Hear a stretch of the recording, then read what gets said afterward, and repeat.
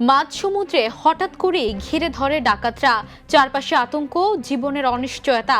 ঠিক এমন সময় জরুরি নম্বরে একটি ফোন কল, আর সেই কলই হয়ে ওঠে বাঁচার শেষ ভরসা। কক্সবাজারের কুতুবদিয়া উপকূলে নাটকীয় অভিযানে ডাকাতের কবল থেকে 4 শ্রমিককে জীবিত উদ্ধার করেছে কোস্টগার্ড।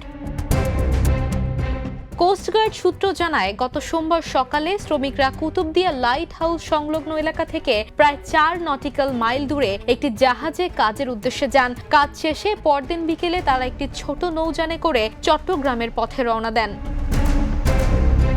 পথিমধ্যে উপকূলবর্তী এলাকায় হঠাৎই ডাকাতদের কবলে পড়েন তারা। পরিস্থিতি ভয়াবহ হয়ে উঠলে পাশের একটি জাহাজের ক্রু সদস্য জাতীয় জরুরি সেবা 999 নম্বরে ফোন করে সহায়তা চান।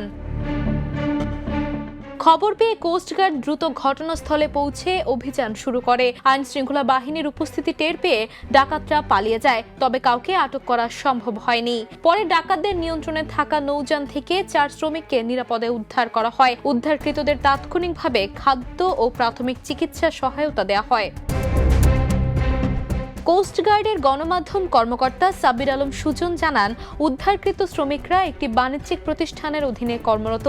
তাদের পরিচয় তাৎক্ষণিকভাবে জানা না গেলেও পরবর্তীতে তাদের পরিবারের কাছে হস্তান্তর করা হয়েছে। Desk report, the news.